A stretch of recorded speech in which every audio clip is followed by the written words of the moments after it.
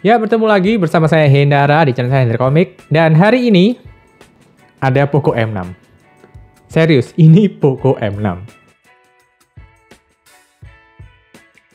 Nah, langsung aja kita mulai unboxingnya bentar aja. Dari sini bisa kelihatan selling point utamanya dari Poco M6 ini adalah 108 megapiksel, Pro Grade main camera, support 33 watt fast charging, layar Full HD Plus 6,8 inch, ya 6,79 dengan layar 90 Hz dan powerful Helio G91 Ultra. Helio G91 Ultra, di dalam box isinya ya lengkap ya seperti biasa ya, nggak kayak Poco C65 kemarin. Di sini kamu masih dapat kitab-kitab, stickers, pembatas buku, jelly case bening, dan screen protector yang udah terpasang di layar. Sisanya ya kayak SIM ejector dan kitab-kitab, kabel, ya gitulah. Komplit pokoknya untuk pembelian dari Poco M6. Nah, kalau kita lihat ya dari speknya ya, ini kok kelihatan mirip sesuatu ya.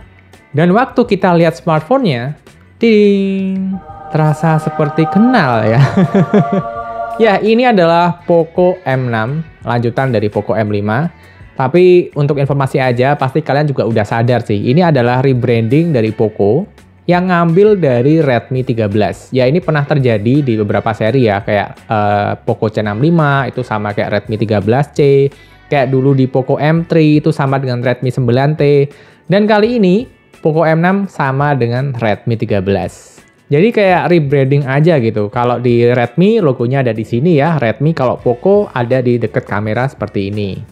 Nah, tentu kalau kamu pegang rasanya, speknya, lihat desainnya ya emang ini sama HP dengan Redmi 13 ya.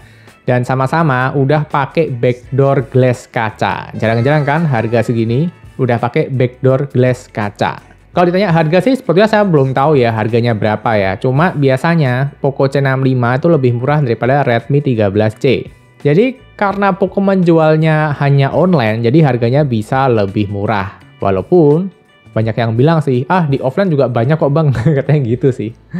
Nah, kalau misalkan Redmi 13 di 8/256-nya dijual awalnya ada di 2,199 alias 2,2 juta kembali 1000, dan 8/128-nya ada di 1.999 alias 2 juta kembali 1000. Mungkin Poco M6 ini bisa lebih murah 100.000 atau lebih atau kurang, saya nggak tahu ya. Karena saya bikin video ini nggak tahu harganya berapa sebetulnya. Cuma kisarannya ya seharusnya akan lebih murah daripada Redmi 13 yang udah barusan nongol waktu lalu. Dan kalau Redmi 13 itu kamu bisa cari di Xiaomi Store, online, offline ada semua. Sedangkan Poco seharusnya ya hanya dijual secara online. Walaupun banyak yang bilang, segmen nemu kok bang di Xiaomi Store. Dan warna yang saya pegang ini adalah varian warna silver 8/256. Dan kalau dilihat dari warnanya, saya ingat Poco F4. Karena ya sama-sama silver seperti ini dengan frame yang juga warna silver. Serius, ini bikin saya ingat dengan Poco F4. Bagian belakang kaca, bagian depan juga dilindungi oleh kaca ya. Cuma di sini saya nggak tahu nih Gorilla Glass, Dragon Trail atau apa mereknya. Yang penting ini kaca. Untuk bagian layarnya juga udah terpasang ya screen protector, jadi terasa lebih aman untuk jangka panjang. Di bagian framenya ini terbuat dari plastik seperti biasa ya di rentan harga segini. Terus juga dari atas kamu bisa melihat ada lubang audio jack, tentu masih ada, dan lubang ear blaster untuk remote-remote, AC, TV, dan lain-lain. Di bagian bawah ada speaker, ya, dan speakernya ini cuma mono aja. Ada lubang Type-C juga, ada lubang mic, dan mic-nya juga ada satu aja. Jadi pastikan kalau kamu ngerekam atau telepon ya mic satu ini jangan sampai ketutupan tangan. Terus juga speakernya ya kurang kenceng sih. Jadi setnya biasanya di HP-HP kayak HP 5 jutaan di tengah, ini tengahnya agak 75% lah, nggak 50% gitu. Di bagian kiri ada SIM tray-nya. SIM tray-nya waktu saya buka dia hybrid ya. Jadi kamu bisa milih antara 2 SIM card atau 1 SIM card dengan 1 SD card. Di bagian kanan ada tombol power yang merangkap sebagai finger scan, dan ada juga tombol volume rocker. Dan waktu dipegang ya rasanya lumayan mantep ya, lumayan berat. Terus kalau ditanya bodinya solid. Ya sebetulnya ini videonya juga bisa kamu ambil juga informasi tentang Redmi 13C ya. Jadi saya rasa review dari Poco M6 ini kan sama dengan Redmi 13. Nah, waktu pertama kali dihidupkan kamu akan melihat wallpaper seperti ini standarnya. Terus waktu dicek sistemnya sudah termakan 28,9 ya. Biasa nih karena udah HyperOS, Android 14 juga, jadi udah yang terbaru. Terus waktu saya hidupkan langsung ada update di Xiaomi HyperOS di 1.0.2.0 UNTID XM381 MB. Nah, langsung aja kan, langsung saya update di situ. Dan waktu saya cek-cek di sini ya seperti biasa ya. Kalau kamu tanya apakah ada bloatware-nya bang? Untuk bloatware ya paling ada di folder game sih, tapi relatif bersih ya di sini ya. Paling cuma game saja dan itu kan bisa kamu delete juga. Terus kalau ditanya iklan-iklan gimana bang? Saya kok nggak nemu ya iklan-iklan ya. Buat saya sih UI-nya lumayan bersih sih kali ini. Terus dari layarnya sendiri ini pakai IPS panelnya, tapi udah Full HD+. Jadi kalau kamu bandingkan dengan Poco C65 ini akan kerasa lebih bagus, lebih tajam, lebih detail layarnya. Tapi memang ini IPS ya. Untuk kecerahannya juga standar ada di 550 HBM. Kalau di luar ruangan ya masih kelihatan dikit-dikit lah. Tapi kalau sampai jelas banget kayak layar AMOLED yang udah 1000 nit, 2000 nit jelas tidak. Tapi kalau dilihat di luar ruangan masih bisa lah, masih bisa. Terus dari touch response-nya saya lihat sih ada di 240 ya, mungkin ya, 240 Hz atau 250 Hz. Dan waktu kalian lihat control center-nya ya, ini kan udah Xiaomi ya, HyperOS ya. Udah Android 14 juga nih. Nah, waktu saya lihat control center-nya kok saya kaget gitu ya, ternyata kok masih pakai control center model lama. Ya saya sih nggak masalah ya, ini cuma desain aja ya. Cuma ya kalau bisa disamain lah, biar keren gitu. Terus juga waktu saya buka aplikasi Notes-nya untuk bikin reviewnya kan saya nyatet-nyatet juga suka di Notes-nya ya. Dan Notes-nya juga ternyata bukan versi terbaru yang ada kayak di Poco F6 ya. Jadi waktu kita ngetik di sini, kita nggak bisa kayak masukin gambar gitu, nggak bisa ya. Jadi buat saya ini kayak Xiaomi HyperOS Android 14 tapi versi light, mungkin versi lebih ringan kali ya gitu. Di bagian layar depan kamu bisa melihat ada kamera punch hole, terus kamu juga bisa lihat bezel-nya di sini. Ya harga segini sih pasti tebel ya, apalagi di bagian dagunya. Saya sih nggak masalah ya, cuma banyak orang yang ribut kalau lihat bezel tebel kayak gini. Padahal Samsung A55 harga 6 juta aja masih tebel loh. Terus di bagian belakang ada setup triple kamera. Bukan triple kamera ini. Ada setup 3 boba, tapi kameranya cuma ada 2, satunya flash, yaitu kamera utama 108 megapiksel dan kamera makro 2 megapiksel. Ya kalau kamu lihat akhir-akhir ini banyak HP Cina yang kayak gini, ya jangan kaget ya. Mungkin memang mereka ambilnya motherboard yang harganya yang paling bisa ditekan ya, biar bisa masuk ke pasar entry yang harganya memang relatif lebih murah. Nah, waktu saya cek kameranya di sini, ya kameranya standar sih. Kalau dibilang bagus ya jelas ini kualitasnya kualitas harga 2 juta ya, 2 juta kurang, 2 juta lebih dikit gitu lah. Harga segini memang tidak ada yang begitu maksimal ya di kamera.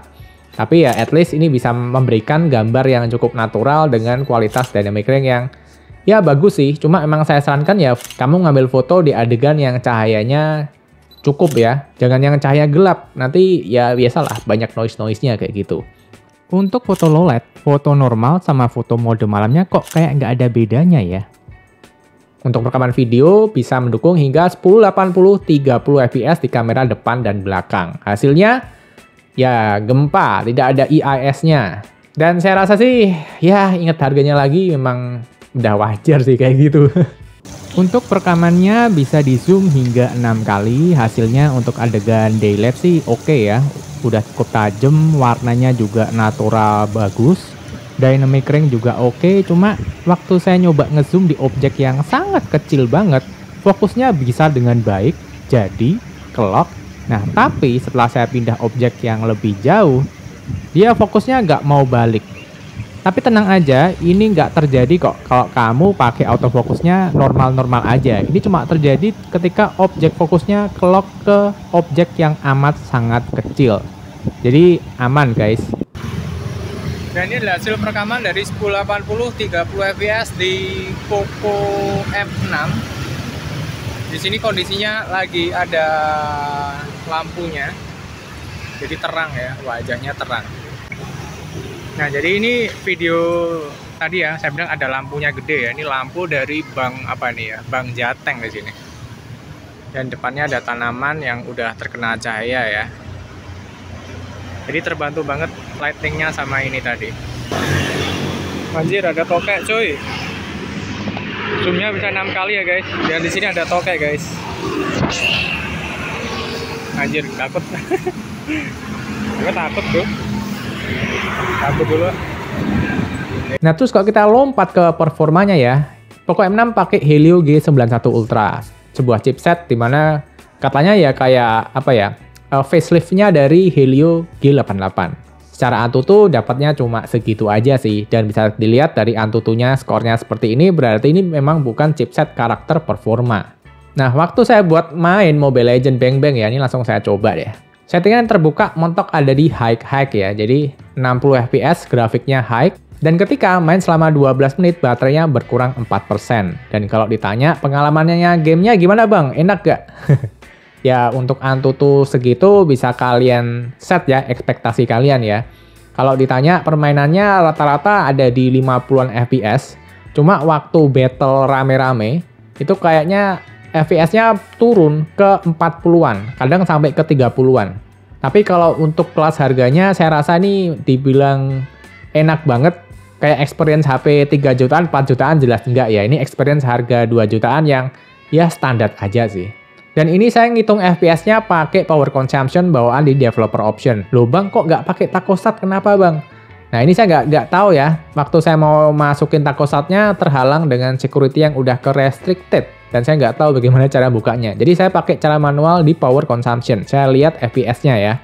Terus waktu main PUBG, settingan yang terbuka ada di Smooth Ultra ya. Jadi 40 fps itu settingan yang paling tinggi dan nggak ada gyronya. Gyronya cuma gyro kayak virtual, jadi agak delay sepersekian second. Ya gitu deh. Jelas tidak akan senyaman gyro yang hardware ya. Waktu saya bermain selama 10 menit di settingan Smooth Ultra, baterai berkurang 4%. Dan FPS-nya ya 30-an, cuma kadang ya turun ke 20-an. Experience ini pernah saya jumpai di chipset Snapdragon 680, 685 juga sih. Jadi kembali lagi, ini memang jauh dari kata performa ya, apalagi kalau kita main Genshin Impact. Tadi aja saya main Genshin Impact selama 11 menit, baterainya berkurang 4%. Dan pengalamannya, berat sih. Ini udah pakai settingan lowest 30 fps ya, dan fps yang saya dapatkan rata-rata ada di belasan. Kalau benar-benar sepi atau ngadep tembok itu baru dapat ke 20-an, 25 ke atas lah. Kalau lihat 30 fps-nya tuh jarang sih. Jadi untuk Genshin Impact kalau ditanya bisa jalan nggak? Bisa. Cuma kalau ditanya fps-nya rata apa nggak bang 30? Kayaknya kamu harus set ekspektasimu di bawah lagi. Kalau masih mainnya kayak game MLBB itu masih oke sih. Kok PUBG juga ya masih lumayan ya dalam kategori HP 1 jutaan dan HP 2 jutaan. Terus kalau Genshin Impact ya kayaknya terlalu berat. Apalagi ini juga pakainya storage eMMC ya. Jadi waktu loadingnya, waktu kita mau masuk gamenya juga kerasa lama. Nah kenapa bang kok nggak pakai UFS gitu kan? Ya soalnya ini pakai Helio G91 yang memang dia hanya mendukung eMMC, jadi sabar aja ya guys. Nah jadi kalau dilihat ini HP-nya bagus atau enggak bang gitu kan? Ya tergantung siapa penggunanya. Lihat dari performanya, lihat dari Antutu Benchmark, saya udah tahu ini HP-nya bukan HP performa, ini HP daily, HP untuk penggunaan kegiatan sehari-hari ya. Mungkin kalau saya sih lebih cocok diperuntukkan untuk HP pertama untuk anak atau HP untuk orang tua, yang orang tua kan tahu kan kebutuhannya kan daily kan cuma ya paling nonton YouTube, WhatsApp gitu kan. Screen on time yang bisa saya dapat di Poco M6 yaitu ada di 7 jam 9 menit. Dari baterai 100% masih nyisa 3%. Dan ini termasuk kategori baterai yang awet sih. Dengan skenario pemakaian gaming tipis-tipis dan sisanya daily buat media sosial. Selain irit, ngecharge-nya juga lumayan cepat. Saya charge di jam 8.45 dan selesai di jam 10.04. Apalagi ini RAM-nya udah gede, ada di 8GB, jadi dibuat multitasking juga oke. Terus juga storage-nya juga udah lega di 256GB. Ya tapi kan 256GB eMMC bang, nggak UFS bang, nggak asik dong bang. Ya kalau kalian orang-orang gadget geek, gadget antusias yang ada di internet pasti kalian bla bla bla ngeluh segala macam ya. Tapi ini memang pasarnya berbeda, mungkin pasarnya bukan kalian. Karena di luar sana masih banyak orang yang cari HP dengan harga yang ketat, HP budget. Ya nggak perlu kenceng-kenceng, yang penting semua kebutuhan bisa terhandle dengan baik. Kayak ini misalkan, storage-nya udah gede nih, dibuat nyimpen foto-foto cucu, anak, ini udah bisa. Kameranya juga tergolong standar, tapi standarnya udah standar yang lumayan lah gitu. Kalau dibuat pindah-pindah aplikasi juga terasa satset sih. Nah kalau tanya Genshin Impact, ini jelas ini bukan HP gaming, jadi buat orang yang pengen main Genshin Impact, seharusnya yang main Genshin Impact nggak pakai HP harga 1 jutaan dong. Masa ada sih orang main Genshin Impact pakai harga 1 jutaan?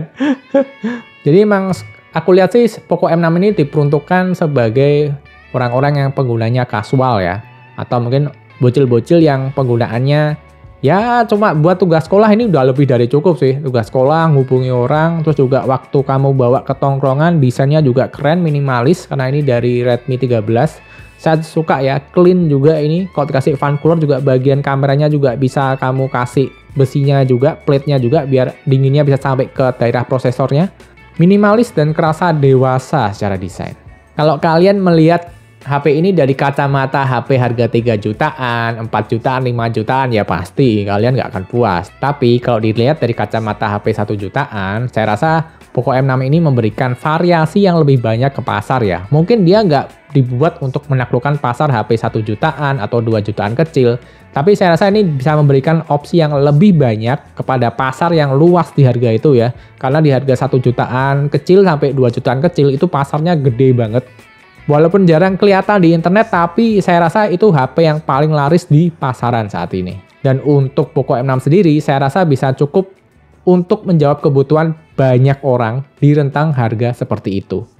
Jadi segitu aja videonya. Terima kasih buat teman-teman yang udah nonton dari sampai akhir, dan sampai bertemu di video berikutnya. Bye-bye. Finger scan-nya juga cepet loh guys. Finger scan-nya cepet.